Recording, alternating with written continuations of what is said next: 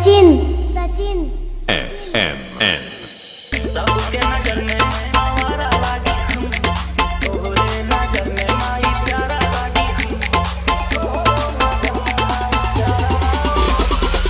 सबके नजर में आवारा लागी हम, खाली तोहरे नजर में माई प्यारा लागी हम।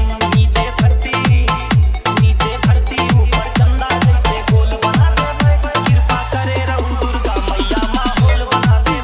नीचे धरती ऊपर चंदा जैसे गोल बना दे, कृपा करे रहू दुर्गा मैया माहौल बना दे।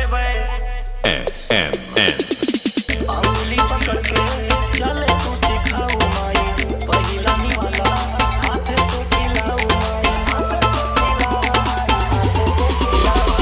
लाके पैसा तिजोरी में ताला, ई दुनिया तो बाटे माई मकड़ी के जाला।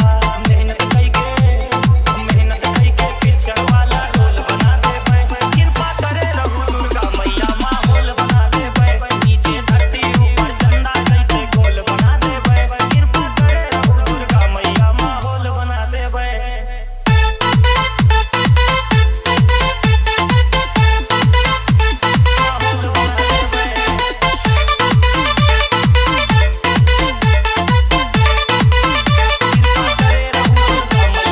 सचिन